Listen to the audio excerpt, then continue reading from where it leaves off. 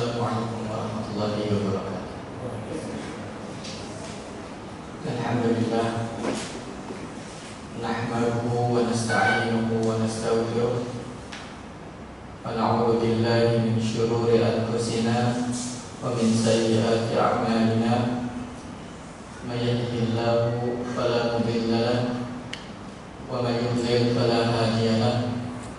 Asyhadu an la ilaha illallah wahdahu la syarika lahu wa asyhadu anna Muhammadan 'abduhu wa rasuluh. Ya ayyuhalladzina amanu taqullaha haqqa tuqatih wa la tamutunna illa wa antum muslimun.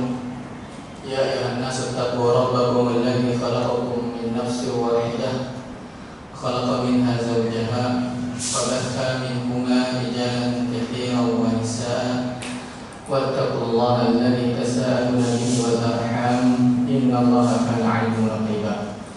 Ya ayyuhalladzina amanu taqullaha wa qulu qawlan sadida yuslih lakum a'malakum wa yaghfir lakum dhunubakum wa man yuti'illaha wa rasulahu faqad faza fawzan 'azima.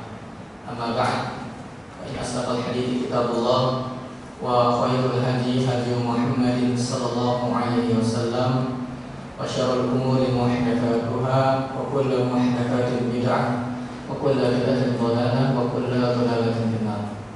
Alhamdulillah, segala puja dan puji syukur adalah senantiasa terus menerus kita panjatkan kepada Allah Subhanahu wa taala atas semua yang Allah Subhanahu wa taala anugerahkan berupa nikmat-nikmat yang tiada bisa kita menghitung satu persatu, mulai dari nikmat mata, nikmat kaki, nikmat anggota tubuh yang lain yang tidak bisa ditukar dengan uang. Tidak saja nikmat mata itu ditukar dengan uang, berapa kira-kira? Kemudian nikmat yang lain berapa semua itu terhingga dan tidak bisa ditukar hanya dengan uang semata. Oleh karena itu kita mensyukuri setiap nikmat-nikmat yang Allah Subhanahu wa taala berikan kepada kita, walaupun sekilas menurut kita mungkin nikmat tersebut tidak seberapa, tapi sejatinya nikmat Allah Subhanahu wa taala amat besar. Dan kalau Allah kurangi nikmat tersebut atau Allah ambil, baru terasa begitu besarnya nikmat yang Allah berikan tersebut. Salawat serta salam semoga tercurah kepada Nabi kita Muhammad SAW, kepada keluarga beliau, sahabat-sahabat beliau, dan juga orang-orang yang mengikuti beliau dengan baik. Ikhwani fillah rahimani wa rahmatullah. Insyaallah pada sore hari ini dan insyaallah besok pagi pada salat subuh kita akan membahas sebuah risalah, sebuah tulisan ringkas yang tidak panjang tulisan tersebut, akan tetapi memiliki bobot dan kandungan yang begitu mendalam. Demikianlah para ulama dalam tulisan-tulisan mereka. Sedikit apa yang mereka goreskan, akan tetapi apabila dibahas itu bisa berjilid-jilid. Kita lihat kitab-kitab para ulama, ada yang tipis-tipis. Ketika dibuat syarahnya, penjelasan tentang kitab tersebut bisa berjilid-jilid banyak. Nah, apa yang akan kita bahas ini alhamdulillah sudah ada fotokopiannya. Ya, ya agar lebih maksimal dalam mengikutinya. Ya, cuma berapa halaman di Bapak itu?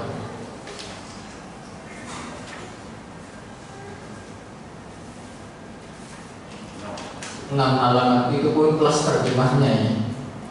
Kalau nggak ada terjemahnya itu mungkin lebih ringkas lagi. Yang bikin tambah tebal itu adalah terjemahnya. Ya, ringkas sekali ya. 6 halaman plus terjemahnya. Ya, apa tadi dibahas? Sebetulnya ya tidak seringkas apa yang ada di hadapan kita tersebut. Ya, risalah yang kita akan bahas ini jemaah, adalah berjudul Al-Qawaid Al-Arba'. Al-Qawaidul Arba'. Ada tulisannya sana ya, di judulnya ya. Al-Qawaidul Arba'. Al-Qawaid artinya kaidah-kaidah. Al-Arba' 4. Ada 4 kaidah. Ya. Ada 4. Kalau kaidah itu mungkin kita bahasakan bahasa kita rumus. Ada 4 rumus. 4 rumus tentang apa sebetulnya? Ada 4 kaidah tentang sesuatu yang begitu fundamental dalam agama kita. Ya. Dalam mengenal hakikat dari tauhid dan juga lawannya. Ya. Mengetahui hakikat dari tauhid dan lawan dari tauhid. Lawan dari tauhid apa? Ya. Syirik. Insyaallah nanti kita akan baca kaidah dan mungkin akan menghentak sebagian kita. Ternyata begitu. Dan demikian pula saya dulu. Saya tidak menyangka. Ya tersentak saya. Ya. Melihat kaidah-kaidah yang beliau susun, beliau tulis. Ya. Nah, jadi risalah kita ini berjudul Al-Qawaidul Arba'. 4 kaidah, 4 pedoman dalam mengetahui hakikat tauhid dan lawannya yaitu kesyirikan. Fokusnya kaidah-kaidah yang dibahas ini adalah mengetahui tentang kesyirikan, hakikat dari kesyirikan. Ya. Jemaah yang rahmat Allah Subhanahu wa taala, mari kita mulai. Ya. Insyaallah ini mungkin tidak akan selesai pada sore ini. Insyaallah akan dilanjutkan Ahad pagi insyaallah Pak. Ya, beliau memulai risalahnya dengan Bismillahirrahmanirrahim. Ya. Kalau dalam lafaz Bismillahirrahmanirrahim, itu jemaah yang dirahmati Allah Subhanahu wa taala, maknanya adalah kita memohon pertolongan dengan nama Allah Subhanahu wa taala yang Maha Pengasih lagi Maha Penyayang. Tetapi ada kalau Bapak-bapak pernah belajar bahasa Arab, dalam perkataan-perkataan orang Arab, sesuatu yang diketahui itu boleh tidak disebutkan. Dan itu juga berlaku dalam bahasa kita. Contoh, ketika saya bertanya, siapa nama Anda? Kemudian Bapak menjawab Muhammad. Kata-kata Muhammad itu sebetulnya bukan satu kata. Ya. Ada kata yang lain yang kita tidak sebutkan. Nah, kata itu apa Bapak? Nama saya. Demikian juga. Jadi sesuatu dalam bahasa Arab, sesuatu yang dipahami itu boleh tidak disebutkan sebagaimana halnya dalam bahasa-bahasa yang lain. Nah, Bismillahirrahmanirrahim. Apabila kita hendak membaca, maka kata yang terbilang adalah dengan memohon pertolongan dari Allah Subhanahu wa taala yang Maha Pengasih lagi Penyayang. Aku membaca. Kalau kita mau minum, ya, terbilang Bismillah saja ya. Atau kita melakukan perbuatan-perbuatan yang lain dengan Bismillahirrahmanirrahim. Ya, itu ada sesuatu yang tidak disebutkan di sana, apa yang kita akan lakukan. Nah, demikian pula dalam risalah kita ini, maka Bismillahirrahmanirrahim dengan memohon pertolongan dengan nama Allah Subhanahu wa taala yang Maha Pengasih lagi Penyayang, aku menulis. Jadi dalam lafaz Bismillah itu jemaah dirahmati Allah Subhanahu wa taala ada 3 nama Allah Subhanahu wa taala yang agung. Yang pertama lafaz Allah, Bismillah, lafaz Allah. Kedua Ar-Rahman. Dan yang ketiga Ar-Rahim.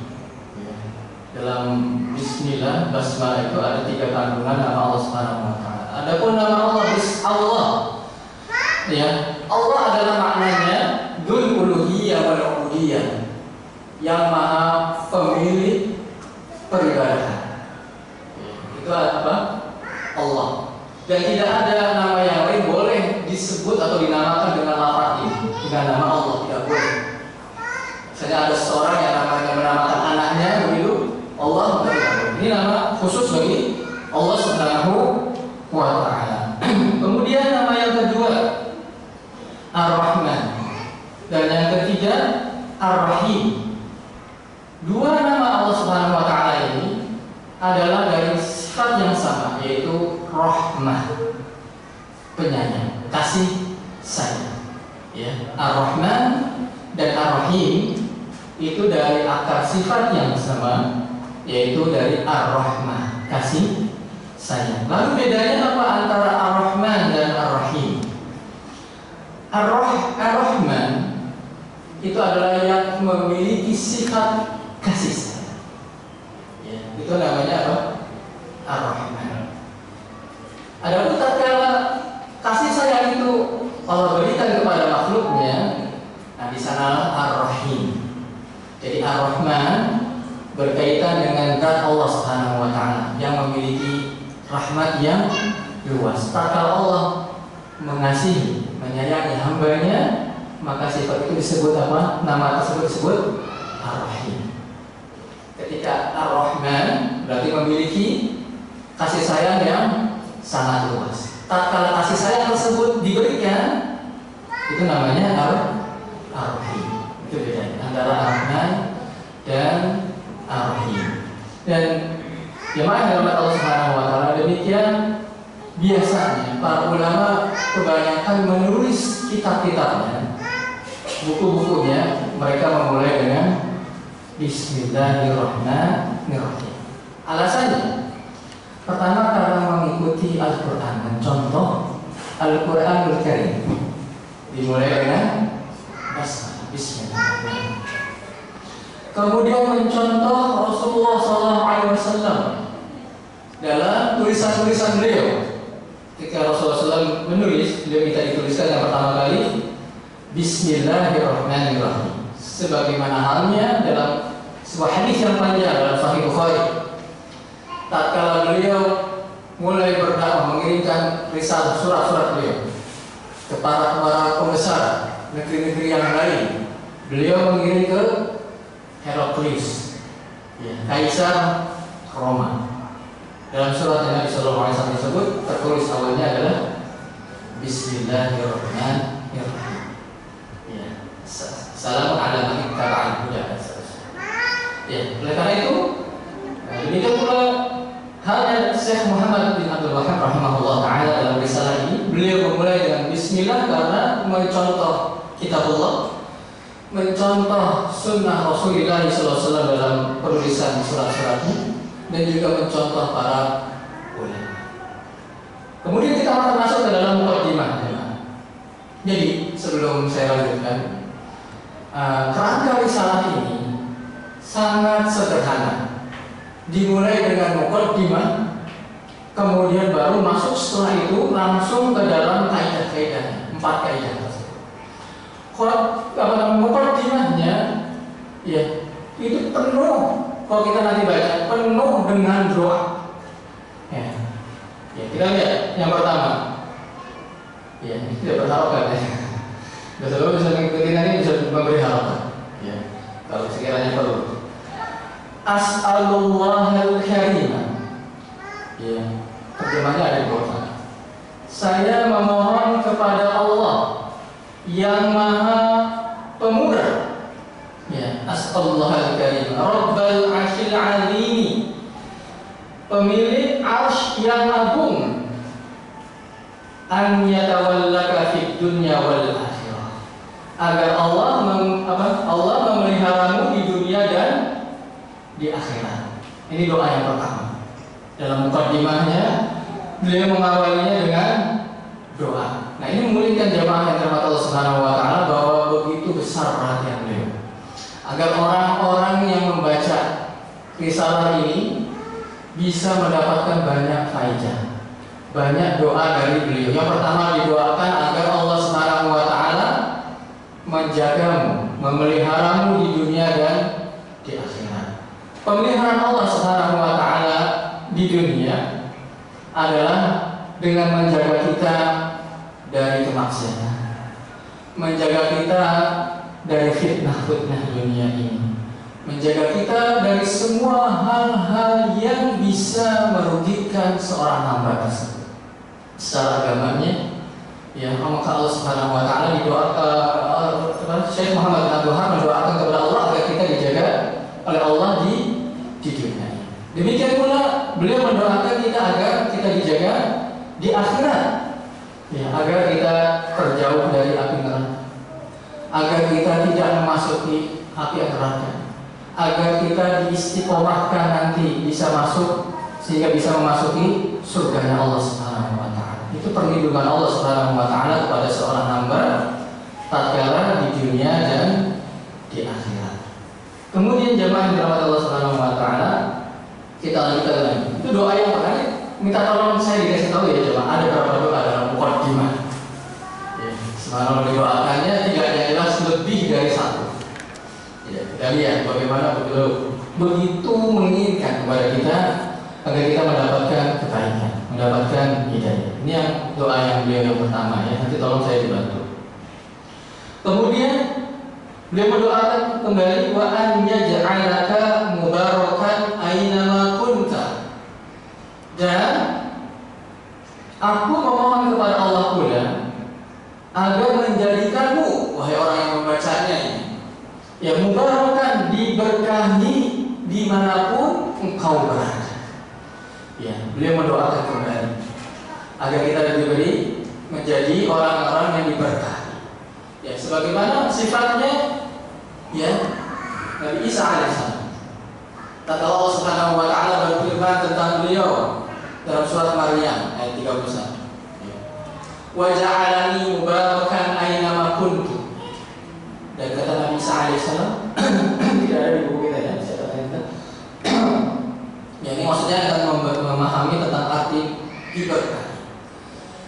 Dan Nabi Isa alaihissalam itu Allah Subhanahu wa taala jadikan beliau adalah orang yang diberkahi. Sebagaimana firman-Nya tadi surat Maryam ayat 36. Wa ja'alani mubarakan aina ma kuntu. Dan Allah menjadikan aku sebagai orang yang diberkahi dimanapun aku berada. Dan kalau kita lihat tafsir jemaah dalam Allah Subhanahu wa taala ayat tersebut, misalnya tafsir Ibnu Katsir, yang dimaksud dengan mubarak, diberkahi, ya, adalah beliau muallimul khair, ya, mengajarkan kebaikan. Orang yang mengajarkan kebaikan. Ya, jadi orang-orang yang suka memberitahu tentang suatu hal yang baik, maka dia adalah orang yang diberkahi. Kemudian kata Ibnu Katsir rahimahullah, makna mubarakan juga nasfa'an, orang yang memberi manfaat, yang sering memberi manfaat kepada orang lain. Itu artinya diberkahi. Nah, kalau ada orang jemaah dalam Allah Subhanahu wa taala, dia sangat bermanfaat di lingkungan sekitar dia berada, maka orang itu orang yang termasuk orang yang diberkahi. Ada seorang yang di keluarganya mengajak untuk ketaatan kepada Allah Subhanahu wa taala. Saya seorang ayah mengajak anak dan istrinya untuk taat kepada Allah Subhanahu wa taala. Berarti seorang ayah tersebut adalah orang yang diberkahi. Seorang anak mengingatkan orang tuanya ya agar terus ya komitmen untuk melakukan ketaatan kepada Allah Subhanahu wa taala, maka anak tersebut anak yang diberkahi. Seorang istri yang terus mengingatkan suaminya, terus membimbing anaknya, mengajarkan anak-anaknya kebaikan, seorang istri tersebut adalah orang yang diberkahi. Orang yang bisa mengajarkan kebaikan, orang yang banyak memberikan manfaat kepada orang lain. Itu secara personal diberkahi orang. Dan berkah juga jemaah dalam Allah Subhanahu wa taala. Berkah itu aslinya dari dirkah. Dirkah itu artinya sumber air. Artinya terus mengalirkan manfaat, kebaikan yang banyak. Itu berkah. Bisa orangnya, bukan personalnya. Kemudian juga bisa ilmunya berkah. Bisa juga hartanya berkah. Jadi berkah itu tidak berbanding lurus dengan banyak. Ya. Belum tentu orang yang banyak hartanya bisa bermanfaat hartanya, iya bukan? Ya, ada orang yang kaya cuma pelitnya minta ampun, ya, ya. Hartanya tidak. Ada ilmunya cuma sedikit, ya, tapi banyak orang yang mendengarkan arahannya, ya, Bapak ya. Ya, yang demikian dia bukan ustaz, bukan, biasa saja, ya, ikut mengaji, cuma kok orang sekitarnya kok ikut arahannya, ya, dengan ketaatan, diajak kepada taatan, akhirnya orang tersebut mengikuti ketaatan, orang tersebut diberkahi. Ya, Syekh Muhammad bin Wahab mendoakan kita yang membaca risalah ini agar kita diberkahi personal, diberkahi hartanya, diberkahi keluarganya, diberkahi waktunya, diberkahi umur, diberkahi dalam semua sisi sudut kehidupan dirinya. Ya. Kemudian jemaah yang dirahmati Allah Subhanahu wa taala, kita lanjutkan kembali.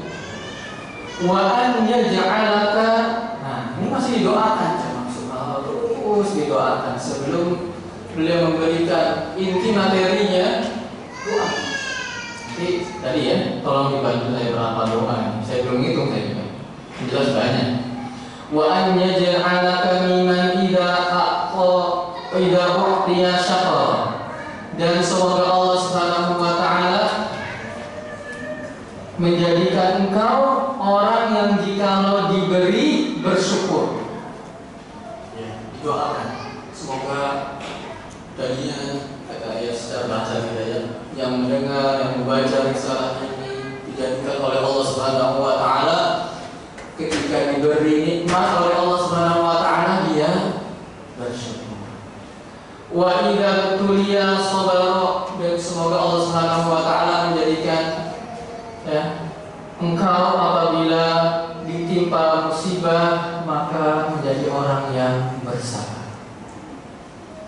Kemudian wa idza adnaba istaghfar, dan jikalau dia melakukan dosa maka beristighfar. Didoakan. Kalau diberi nikmat bersyukur. Kalau diberi cobaan apa? Bersabar. Kalau terjatuh dalam dosa beristighfar. Kemudian beliau mengatakan fa innaha la ikhtilafah unwan sa'adah. Maka sesungguhnya tiga hal tadi adalah kunci-kunci atau tanda-tanda kebahagiaan. Belum mulai pelajarannya sudah full doa ya, mukadimah. Ya, soal jangan ya Bapak ya. Coba Bapak pernah nggak ada guru sebelum mulai pelajaran dia doain terus, doain lagi muridnya, semoga kamu dapat hidayah, semoga engkau begini. Ada nggak Mas? Jarang, mungkin ada cuma jarang. Paling juga sekali dua kali doanya ya. Belum masuk ini pelajaran. Tapi doanya begitu banyak. Ya beliau mengatakan tiga hal tadi adalah kunci kebahagiaan. Tiga hal tadi apa Bapak jamaah? Apa tiga hal tadi kunci kebahagiaan itu loh? Kalau diberi nikmat bersyukur. Nah ini ingat-ingat nih Bapak. Kalau kita mau bahagia ingat tiga kunci. Kalau diberi nikmat bersyukur, kalau diberi cobaan musibah bersabar, kalau satu lagi kalau terjatuh dalam dosa beristighfar. Itu adalah tiga kunci kebahagiaan. Kebahagiaan itu jemaah dari Allah Subhanahu wa taala. Semua orang ingin ya mendapatkan bahagia. Ya. Sampai-sampai dibuat forum-forum, dibuat apa? Klub-klub, dibuat teori-teori yang agar apa? Dalam rangka untuk menggapai kebahagiaan ya. Ada forum apa? Ada klub apa? Ada pertemuan apa? Ada diskusi apa? Intinya kalau ditanya pengen ngapain sih kalian? Pengen bahagia ya? Gitu ya. Saya pengen celaka ya. Udah ngumpulin orang banyak, pengen susah kan? Ya coba tanya, muktamar yang didirikan itu, majelis-majelis yang diselenggarakan itu, intinya kalau kita mau ngapain sih? Intinya deh, ya mungkin ya teknisnya ini dan itu ya, tapi intinya mau ngapain? dibuat teori ini, dibuat teori adaptasi, teori lingkungan, teori mau apa sih intinya? Kamu ditanya, intinya mau bahagia. Jadi kebahagiaan itu diinginkan oleh semua. Hatta orang-orang yang bermaksiat pun, ya, mereka pengen bahagia menurut versinya, padahal itu kebinasaan tentunya saja. Ya, orang yang suka maksiat menurut versinya ini pengen bahagia. Ya. Gimana nanti kan gitu ya? Mereka mengatakan gimana nanti? Artinya nanti gimana? Jangan gimana nanti. Ya. Oleh karena itu, jemaah, kuncinya kalau mau sukses, mau bahagia sebetulnya tiga itu. Ya. Ketika bersyukur, ketika diberi nikmat bersyukur. Ketika susah bersabar. Ketika berdosa beristighfar udah. Dan manusia itu bergulir hanya dari tiga itu, Bapak. Bergulir hidupnya itu di antara tiga hal ini ya. Diberi nikmat, diberi ujian, cobaan, atau dia berdosa, bermaksiat. Maka kuncinya loh. Maka Nabi SAW pernah bersabda, jemaah yang rahmat Allah Subhanahu wa taala, mengenai tiga hal ini ya, cuma tidak semuanya. Ya. Rasulullah bersabda, ajaban li amril mu'min. Pernah dengar hadisnya ya? Sungguh menakjubkan keadaan seorang yang beriman. Menakjub. Ya. Ya, inna amrahu kullahu khair. Semua keadaannya semuanya baik. Semua keadaan orang beriman itu baik bagi diri. Kalau dia menyadari. Jadi bagaimanapun kondisi seorang yang beriman itu, jemaah, itu semuanya baik. Dia kaya baik, dia miskin juga baik, dia sehat baik, dia sakit juga baik. Ya, semua kondisinya itu baik bagi diri. Kalau seseorang itu menyadari. Makanya Rasulullah mengatakan semua keadaan orang yang beriman itu semuanya baik. Semuanya mendapatkan pahala di sisi Allah Subhanahu wa taala. Semua keadaannya diridhoi oleh Allah Subhanahu wa taala kalau dia menyadari. Sayang, ya sebagian kita kurang menyadari. Ya. Banyaknya mengeluh ya. Padahal kalau mau kita jujur, coba hitung-hitungan nikmat Allah sama yang kita keluhkan banyakan mana coba? Ya, kok kayaknya nggak pernah happy gitu. Ya, coba mau jujur, dari tadi yang saya ulang di awal gitu. Dari mata bisa melihat berapa? Coba tanya yang operasi katarak gitu. Gimana pengennya? Yang matanya ada masalah, diobati berapa jemaah? Biaya. Andai kata orang mau, Pak, coba saya tanya Bapak, Pak, saya bayarin ya 1 miliar Bapak matanya, mau nggak? 2 miliar deh. Satu mata 1 miliar. Mau nggak Bapak? Mau? Nggak ada yang itu dari mata, dari kuping. Coba harga alat pendengaran itu berapa coba? Yang paling murah berapa sih? Kira-kira siapa yang tahu? Alat bantu dengar itu berapa? Itu pun terbatas jemaah. Ya, tidak secanggih apa yang Allah Subhanahu wa taala berikan kepada kita. Kalaupun ada yang bagus, alat dengar, saya ada teman yang pakai gitu ya. Dia agak bagus itu, jadi beri hadiah sama anaknya, sudah sepuh. Ya, itu pun katanya, kata beliau, tidak bisa membedakan asal suara itu dari mana. Kok kita ditanya, Assalamualaikum, dari kanan, ya kan? Enggak dari kiri. Oh ini dekat nih, enggak jauh. Ada alat-alat itu terbatas ya. Itu dari telinga berapa? Ya. Dari kepala. Coba, subhanallah. Nikmatin Allah Subhanahu wa taala itu begitu banyak daripada apa yang kita sekedar perlukan. Ya. Makanya seorang hamba itu ya 3 ini saja gitu. Ya. Kata Rasulullah, in asobat besarro syakar. Kalau dia diberi nikmat kelapangan, maka dia bersyukur. Seorang mukmin kalau dapat nikmat dia bersyukur. Makana khairun lahu, maka itu adalah yang terbaik bagi kita. Setelah yang sudah kasih nikmat, bersyukur 2 kali. Ya. Wa in asobat budurro sabar. Dan jika dia diberi kesempitan, maka dia bersabar. Maka ada khairan. Selama jamaah jangan sepelekan sabar. Sabar itu pahalanya tiada batas. Innama yuwaffas sabiruna ajrahum bighairi hisab. Sungguhnya orang-orang yang sabar itu akan dibalas dengan pahala yang tidak terhingga. Subhanallah. Jika seorang mukmin itu diberikan kesempitan, cobaan, ujian yang dia bersabar, maka ada khairan. Maka itu adalah yang terbaik dari dirinya. Kadang-kadang jemaah kita itu lebih ingat kepada Allah kalau kita sedang susah ya. Ada yang tipenya begitu.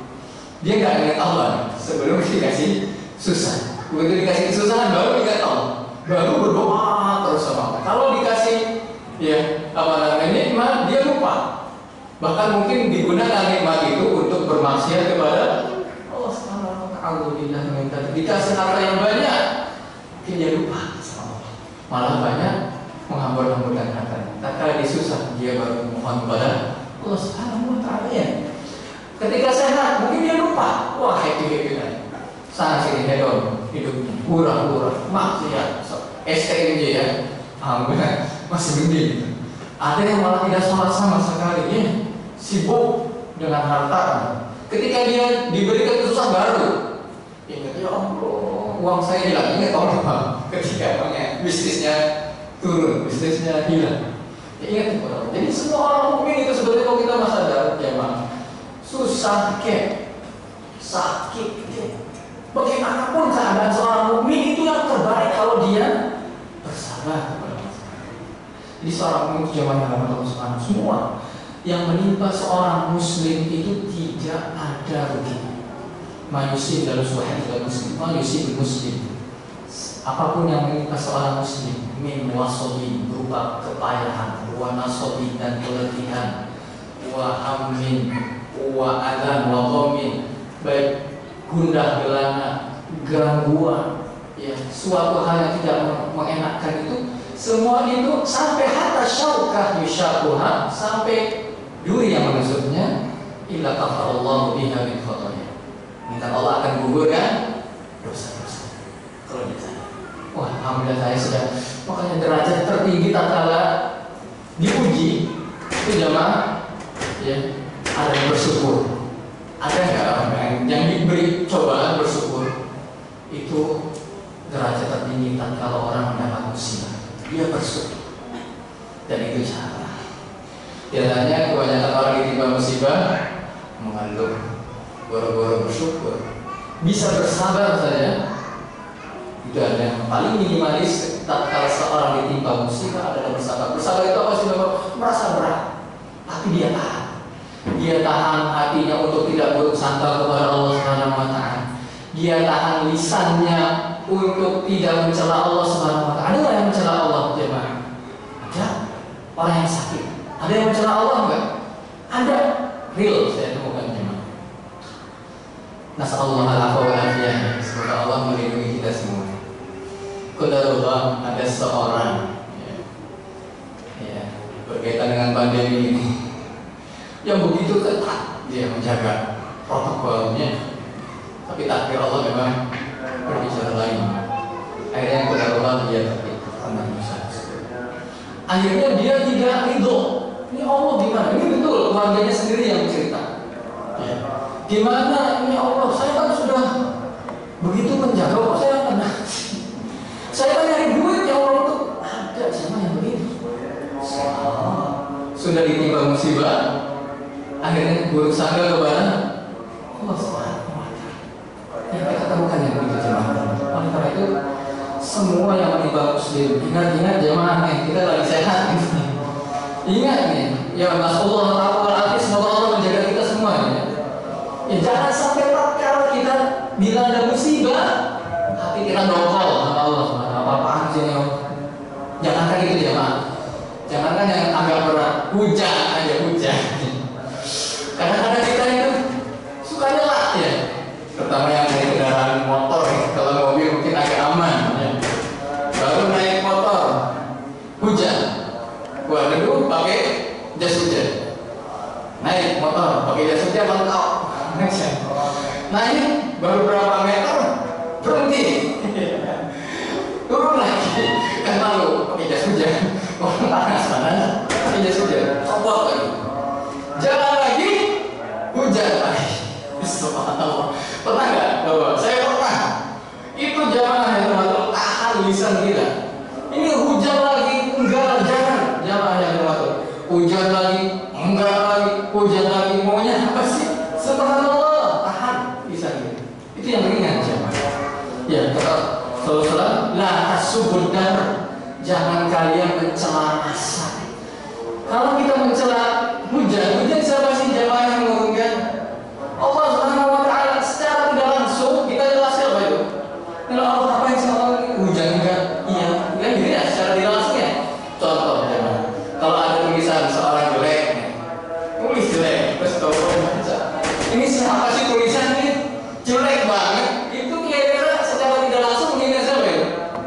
Yang nulis, ya tidak. Itu semua kondisi seorang muslim itu harus dalam keadaan yang paling baik. Yang paling baik tadi kita katakan ketika diberi nikmat bersabar, bersyukur. Ketika ditimpa musibah bersabar. Nggak ada gunanya kita ngoceh sana, ngoceh sini, mencela sana, mencela sini, justru nambah lebih beban kita lebih berat. Ya, lebih baik bersabar. Dapat pahala dosa-dosa kita digugurkan. Kemudian wala yakunu dzalika illa lil mu'min. Tidaklah hal tersebut terjadi melainkan hanya kepada seorang mukmin. Nah, tatkala kita sudah begitu keadaannya jemaah, ya, maka alhamdulillah kita bersyukur kepada Allah termasuk orang-orang yang masih mukmin. Kalau belum ada masalah berarti dalam keimanan kita. Ketika diberi nikmat kita malah lupa sama Allah. Diberi musibah, cobaan, malah bersangka sama Allah, berarti bermasalah keimanan kita jemaah. Dan satu lagi, kondisi seorang muslim mukmin pasti namanya seorang manusia. Selama seorang berstatus manusia pasti dia terjerumus kepada dosa. Tidak ada manusia yang tidak berdosa kecuali para anbiya maksum mereka. Apa kita? Ya, hatta para ulama pun masih mungkin mereka terjatuh ke dalam dosa. Karena itulah ya, manusia tersebut perilaku ya, sering berbuat dosa. Tetapi bedanya orang beriman dengan selain mereka, tak kalah berdosa mereka segera mengingat kepada Allah yang telah dilakukan. Ya. Kemudian dia beristighfar kepada Allah Subhanahu wa Ta'ala. Kemudian dia tidak terus-menerus melakukan dosa tersebut. Sebagaimana dalam surah Al-Maidah, "Walladzina idza fa'alu fahisha." Tidak ada di buku kita ya. "Walladzina idza fa'alu fahishatan aw dzalamu anfusahum." Dan adalah orang-orang yang apabila mereka melakukan fahisha, perbuatan keji dosa, aw dzalamu anfusahum, atau menzalimi diri mereka sendiri, dakhalullah, mereka segera mengingat Allah, wastaghfiru li dzunubihim, dan memohon ampun kepada Allah Subhanahu wa Ta'ala dari dosa-dosa mereka. Wa may yaghfiru dzunuba illa Allah, dan tidaklah ada yang mengampuni dosa mereka hanya Allah. Wa lam yusirru ala ma fa'alu wa hum ya'lamun, dan tidak terus-menerus dalam dosa tersebut sedangkan dia mengetahui. Al-Qur'an ayat 135 kalau tidak salah. Mungkin bisa dibantu nanti ya. Ya. Nah, itu kunci kesuksesan, kunci kebahagiaan. Kalau diberi nikmat bersyukur, ya ingat-ingat nih kita jemaah. Kalau kita diberi musibah bersabar, kalau kita terjatuh ke dosa beristighfar. Itu tanda kebahagiaan, tanda-tanda kunci kesuksesan. Seperti itu. Karena manusia bergulir dari tiga hal tersebut. Baik, jemaah yang dirahmati Allah Subhanahu wa Ta'ala. Kemudian kita lanjutkan. Ya'lam arsyadallah li ta'ati. Ya. Ketahuilah, semoga Allah membimbingmu, membimbing Anda, ya, untuk dalam ketaatan kepadanya. Ini doa lagi ya. Kemudian beliau berdoa terus dalam mukadimahnya ini dengan begitu banyak doa. Ketahuilah, nah biasanya jemaah dirahmati Allah Subhanahu wa taala, kalau setelah perkataan-perkataan seperti itu, ketahui ya, setelahnya itu ada sesuatu yang sangat penting. Sebagaimana dalam firman Allah Subhanahu wa taala ya, dalam surat Muhammad ayat 19, fa'lam annahu la ilaha illallah. Ketahuilah, ilmuilah, sungguhnya tidak ada ilah yang berhak diibadahi dengan benar kecuali Allah. Karena setelah ini jemaah, ini sesuatu yang penting. Mendapatkan perhatian kita, ketahuilah, kata beliau, ya, semoga Allah membimbingmu, ya, untuk dalam ketaatan kepadanya. Apa yang perlu kita ketahui? Anal hanifiyah, sungguhnya hanifiyah, milah Ibrahim, milahnya Nabi Ibrahim, anta'budallaha wahdahu mukhlishan lahuddin.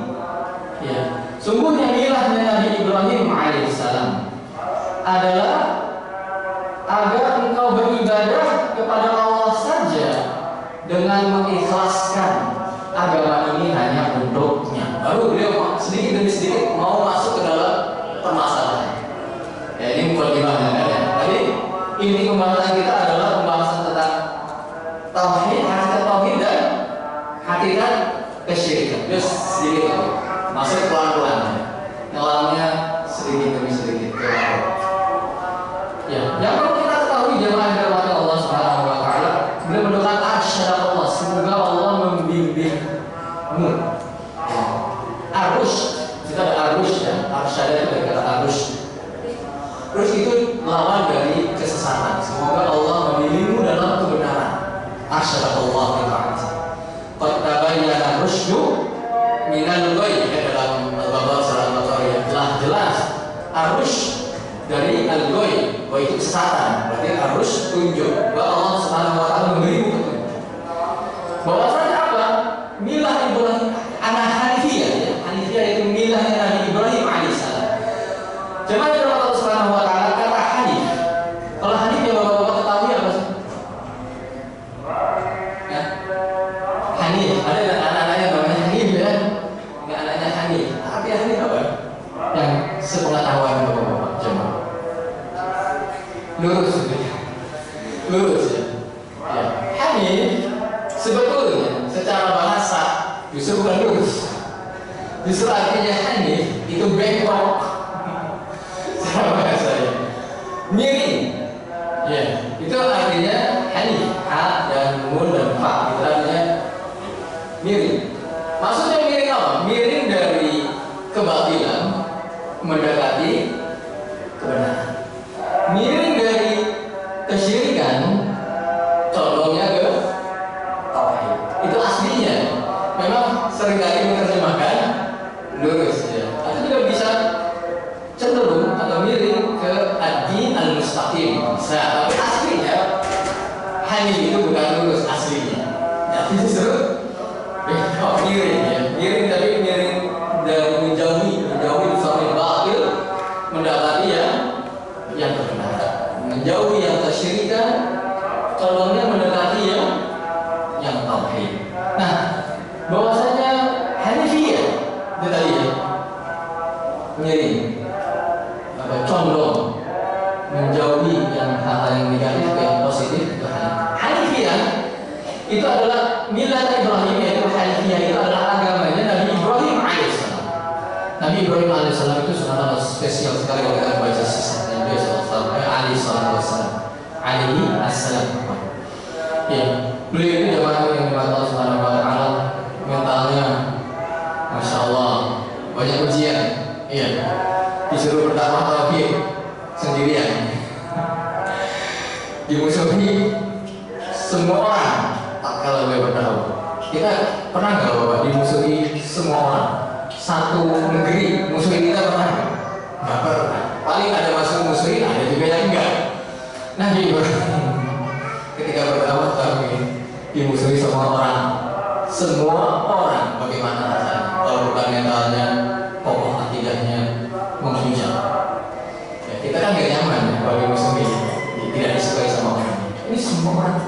tidak menyukai beliau. Bahkan siapa? Ayahnya sendiri, ya, Azhar pun turut tidak menyukai beliau alaihissalam. Bagaimana? Tapi tetap komitmen dalam doa. Kemudian ketika disuruh diperintahkan untuk menghancurkan simbol-simbol kesyirikan, waduh, diperintah tolong Nabi Ibrahim alaihissalam mungkin. Nah, jangan saya lah, yang lain aja hancurin patung, jangan saya dulu, bahaya, bisa bahaya, ya. Nabi Ibrahim, Allah, perintahnya, ya. Kemudian akhirnya sampai dibakar, dibakar kita paling di ledekin doang, ya. Sampai beliau, mana cobaan dan ujiannya, ya. Hanya beliau itu diperintahkan oleh Allah Subhanahu Wa Taala pada Nabi Muhammad agar mengikuti milahnya Nabi Ibrahim alaihissalam. Allah Subhanahu Wa Taala berfirman dalam surat An-Nahl ayat 123, "Tsumma auhayna ilaika an ittabi' millata Ibrahim hanifan." Kemudian aku wahyukan kepada engkau wahai Nabi Muhammad, kata Allah Subhanahu Wa Taala, agar engkau mengikuti milahnya Nabi Ibrahim yang hanif. Wa ma kana minal musyrikin. Tidak ada ya di dalam surat An-Nahl tadi ayat berapa? 123. Diperintahkan Nabi Muhammad SAW untuk mengikuti milahnya Nabi Ibrahim. Ya, kami wahyukan kepada engkau wahai Nabi Muhammad agar engkau mengikuti milahnya Nabi Ibrahim yang hanif. Wa ma kana minal musyrikin, dan beliau adalah bukan orang-orang yang berbuat kesyirikan. Ya. Nah, apa sih jamaah hormat Allah Subhanahu Wa Taala? Milahnya Nabi Ibrahim itu milahnya kayak gimana? Nah, beliau mengatakan anta'budallaha wahdahu, ini milahnya Nabi Ibrahim alaihissalam. Dan kita diperintahkan untuk mengikutinya. Yang Nabi Muhammad diperintahkan untuk mengikutinya adalah engkau beribadah kepada Allah Subhanahu Wa Taala saja. Anta'budallaha wahdahu mukhlishan, dalam keadaan mengikhlaskan agama ini lahuddin. Agama ini hanya untuk Allah Subhanahu Wa Taala. Ini milahnya Nabi Ibrahim. Ini yang diperintahkan oleh Allah agar beliau mengikuti Nabi Ibrahim alaihissalam. Dan ini pula termasuk umatnya Nabi Muhammad SAW yang diperintahkan pula untuk mengikutinya. Yaitu apa? Jemaah rahmat Allah, agar ngapain? Agar kita beribadah hanya kepada Allah, anta'budallaha wahdahu. Nah, ini milahnya Nabi Ibrahim, agar engkau beribadah hanya kepada Allah dengan mengikhlaskan agama ini hanya untuk. Jadi kalau ditanya jemaah, apa sih milahnya Nabi Ibrahim? Jawab kita, milahnya Nabi Ibrahim itu yang kayak mana? Apa tadi? Ini sini apa? Engkau beribadah hanya kepada Allah saja dengan mengikhlaskan agama ini hanya untuk Allah. Itu adalah milahnya Nabi Ibrahim. Coba saya bilang, kalau berbalikan, apa sih Pak yang dimaksud milahnya Nabi Ibrahim itu yang kayak mana? Apa jawabannya? Beribadah hanya kepada Allah saja dengan mengikhlaskan agama ini hanya untuk, memurnikan agama ini hanya untuk Allah Subhanahu Wa Taala. Iya, memurnikan agama, mukhlis. Jadi jemaah hormat Allah Subhanahu, mukhlis itu kalau ada kata-kata dalam bahasa Arab, dalam ayat, dalam hadis, yang ada dasarnya kata tersebut adalah hurufnya kha, lam, dan shad. Mukhlis itu kan ada kha-nya, ya, mimnya itu tambahan kalau kita baca bahasa. Kha, lam, dan shad. Khalis, ikhlas gitu ya. Itu kan ada ya, kha, lam, shad, ikhlas, mukhlis, apa lagi? Khalis. Nah, artinya adalah menjaga sesuatu agar tidak tercampur dengan yang lain, dan menjaga yang lain agar tidak masuk ke dalam sesuatu tersebut. Itu kata-kata kha, lam, shad.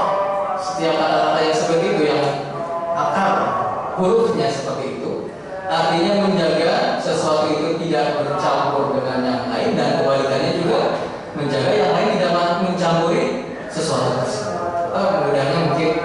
murni, original, ori. Nah, itu mukhlis.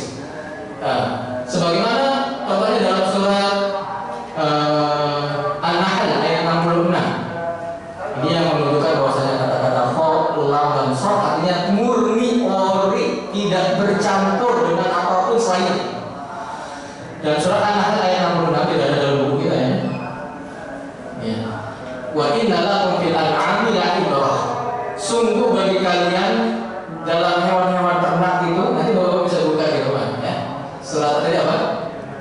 Surat An-Nahl ayat 66. Wa inna lakum fil an'ami la'ibrah. Sungguhnya bagi kalian dalam hewan-hewan ternak itu ada pelajaran. Atau yang punya HP atau mushaf biasa akan dilihat ada jemaah. Ada. Ya.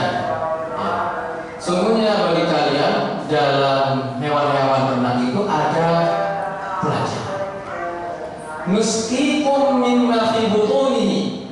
Aku berikan kepada kalian, berikan minum kepada kalian dari perut-perut hewan ternak itu, diberikan minum min baini sarfin wa damin. Apa terjemahannya jemaah? Antara kotoran dan darah. Memberikan apa? Laban, susu. Susu ya, dari hewan ternak. Yang susu itu keluar dari kotoran dan darah. Kholison. Nah, kholison itu ada huruf kho, lam dan shadnya enggak ada, Pak? Ya, susu itu kholis. Diterjemahkannya apa ya? Ya? Tidak ada terjemahannya? Jatuh yang murni. Kholis, murni ya. Mencegah sesuatu itu tidak bercampur dengan yang lain dan menjaga yang lain tidak masuk ke dalam sesuatu tersebut. Sa'ibad bisyahidin, yang mudah untuk diminum bagi orang-orang yang meminumnya. Ya, susu jemaah. Itu kan dalam tubuh hewan. Di tubuh hewan itu kan ada kotorannya dan juga ada darahnya ya. Tapi keluar susu itu, kalau hewan tersebut normal, ada tidak kotorannya dalam susunya?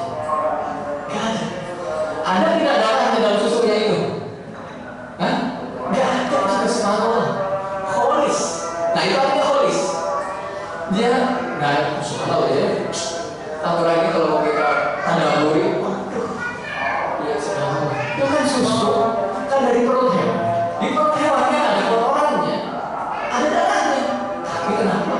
Kok steril susu itu ya subhanallah. Kalau kita tadaburi ayat Al-Quran, subhanallah. Makanya sungguh tragis seorang ilmuwan yang ateis, tragis sekali dia ya. Ada ya? Ada tidak ilmuwan ateis jemaah? Ada. Dan mungkin tidak sedikit jumlah. Itu aneh. Ya mungkin mereka tidak tersentuh dengan Islam. Kalau tersentuh dengan Islam mungkin wah, subhanallah ya. Itu banyak teori-teori yang mereka analisa. Jadi itu ya. Nah, al-ta'budallaha wahdahu ya mukhlisina.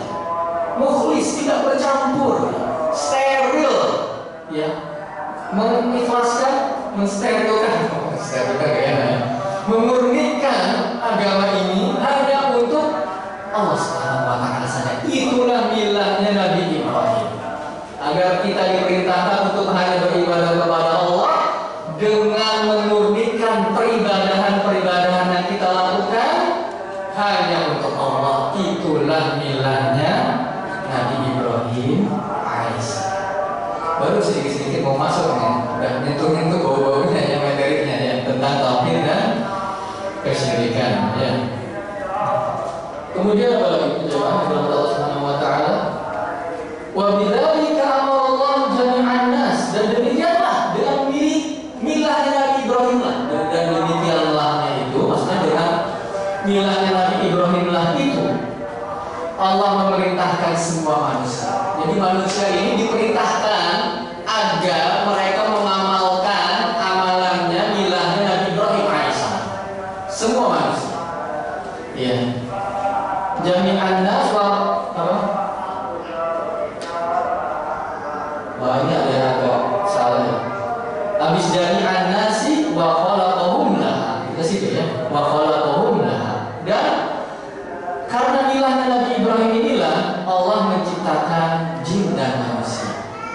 Jadi kita ini jamaah diciptakan Allah agar kita beribadah kepada Allah, dan tidak sampai situ saja, dan memurnikan ibadah yang kita lakukan hanya untuk Allah Subhanahu wa taala. Kita sudah tahu ya, kenapa sih manusia, jin dan manusia diciptakan untuk beribadah. Nah, beribadahnya itu adalah dengan memurnikannya hanya untuk Allah Subhanahu wa taala. Bukan sembarang ibadah saja. Bukan dengan hanya syarat melakukan ibadah saja. Ya, asal melakukan ibadah itu ya, rutin, ritual yang rutinitas saja.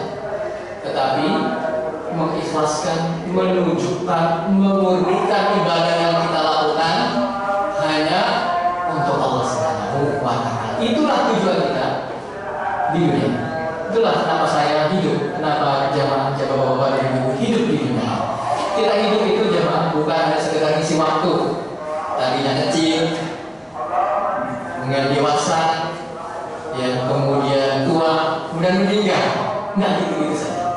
Juga bukan hidup kita itu cuma mengumpulkan harta. Dulunya kecil, ya beli mainan. Kemudian remaja, ya beli mainan juga. Salah ya, sampai tua juga ada yang masih main-main. Kemudian remaja ngumpulin uang untuk nikah. Udah nikah dari kerjaan, bukan hanya itu saja. Ya, apa namanya, benak atau mindset kita tentang hidup. Bukan hidup juga berangkat pagi kerja, pulang malam, Senin ke Jumat atau Sabtu, Ahadnya liburan, refreshing, jalan-jalan, Seninnya kerja lagi. Bukan itu saja hidup kita itu untuk beribadah kepada Allah SWT. Maka semua bentuk aktivitas kita niatkan ibadah. Kita kerja bukan karena rutinitas. Kita ingat tuh, kita mau berangkat bekerja, berdagang, saya ini bekerja, saya ini berdagang dalam rangka untuk memenuhi kebutuhan keluarga saya, menafkahi Allah, memerintahkan kita untuk menafkahi. Kemudian saya bekerja, saya berdagang agar saya tidak minta-minta sama orang. Saya bekerja, saya berdagang untuk mendapatkan harta yang halal agar saya bisa berdiri tegak untuk bisa beribadah sama Allah. Saya bisa sholat, saya bisa melakukan ibadah-ibadah yang lain. Itu ya mindset kita.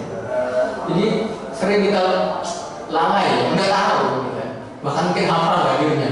Bapak, apa tujuan hidup ya? Wah, tahu dengan dalil-dalil. Ayatnya tahu, yes.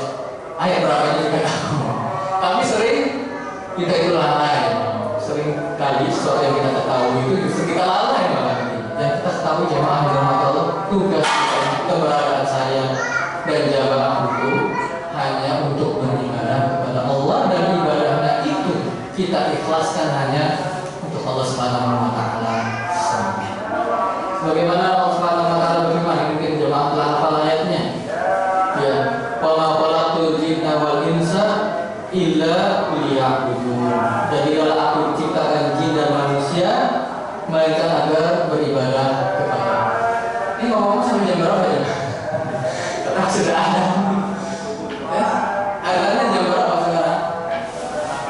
Hah? 17.48. Berarti sekarang berapa jam berapa? 17.40. Iya. Itu gimana? Kita belum selesai ya. Insya Allah besok ya. Bahkan subuh insya Allah kita lanjut ke kita subhanallah. Saya coba ya. Iya. Saya coba, mudah-mudahan bisa. Semua ini penting sekali ya. Keindahan akan sangat penting. Saya dari awal belajar ini sampai sekarang apa ya, membekas gitu. Apa kaidah tauhid membekas pada diri saya. Dari awal-awal tadi saya sebagaimana sampaikan, saya banyak yang mendengar, waduh, masa sih, wah, masa sih gitu awal-awal gitu. Bener. Awal-awal gitu. Sirikan itu nggak apa ya, sesimpel yang kita sangka. Ya, tidak kalau kita terbayang ya. Kalau syirik itu berarti sujud ke patung gitu dulu yang saya pikirkan gitu. Mungkin jamaah enggak ada pernah belajar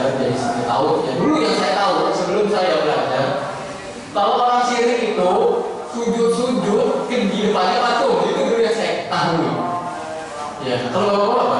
Kira-kira syirikan itu seperti itu ya? Kesirikannya, terutama kesirikannya di zaman Nabi SAW. Kaum musyrikin, ya mungkin lebih khusus lah. Kaum musyrikin Arab. Tak kala Nabi diutus, yang bapak-bapak terbayang kesirikannya gimana? Menyembah berhala saja. Ya, begitu ya. Saya juga sama. Saya terbayang orang-orang kafir Quraisy itu, justru mereka nyembah ke berhala, minta ke berhala. Ya bodoh amat itu. Ternyata tidak sesimpel itu jemaah. Ternyata tidak sesederhana itu syirikan. Tidak hanya itu. Ya. Kan dibahas insya Allah ya. Biar penasaran. Ya. Tidak sesederhana itu. Ternyata kesyirikan musyrikin di zaman Nabi SAW itu tidak sesimpel itu. Ya. Kalau begitu mereka terlalu bodoh. Ya. Kalau cuma itu terlalu bodoh. Dan mereka tidak seperti itu. Tidak sebodoh itu. Ini kita akan bahas. Nanti kalau bawa di rumah boleh itu ya nggak usah dulu ya. Nanti bisa kita bahas. Insya Allah Taala dan mudah-mudahan ya kita ringkas ya sehingga bisa kita ambil semua kayaknya penting ya. Baik. Ada yang mau disampaikan jemaah yang nama Allah dipersilakan. Kalau saya bisa jawab, saya jawab. Insya Allah kalau tidak bisa saya mohon dimaklumi keterbatasan ilmu yang saya miliki. Ada yang mau disampaikan? Kita belum masuk ke materi ya, baru buka lima. Nanti dibantu beberapa doa ya. Belum selesai juga ya. Masih ada satu mohon di mana lagi? Ya sebelum itu ya, sudah berapa? Yang sampai sini saja sudah berapa doanya? Sudah 5. Insya Allah. Belum masuk materi sudah 5 dan belum selesai. Mohon 5. Sudah 5 doa lagi berdoa lagi. Ya, oleh itu semoga kita diberi hidayah oleh Allah. Semoga kita dimudahkan oleh Allah semua urusan kita. Semoga Allah Subhanahu wa taala membimbing kita. Ya, semoga Allah Subhanahu wa taala menganugerahkan kepada kita keimanan sampai dijemput hayat kita aja menyebut hayat kita nggak sadar teman. Ya, hidup itu cuma sebentar. Ya. Nanti ingat ya ucapan saya ini. Tak kala semua kita ini sedang bersenang-senang. Ya, nafasnya. Ingat, hidup itu sebentar. Tak kala itu, insya Allah Bapak akan mendengar apa yang saya ucapkan. Semuanya saat itu cepat berlalu. Ya, kita nggak terasa ya. Kok kayaknya saya sudah sekian umurnya. Perasaan, ya, berlalu. Perasaan baru nikah. Perasaan baru punya anak. Perasaan anaknya baru kecil. Perasaan baru dua. Sekarang sudah punya 7. Umur saya kok juga nggak terasa. Karena itu semoga Allah Subhanahu wa taala membimbing kita, memberkahi umur kita, memberkahi hidup kita agar bisa memulai ibadah bersama Allah Subhanahu wa taala. Insyaallah pembahasannya berkelanjutan lahan pada subuh. Insyaallah kita siap-siap ya semuanya. Semoga apa yang disampaikan ini bisa bermanfaat terutama bagi diri saya pribadi dan para jamaah.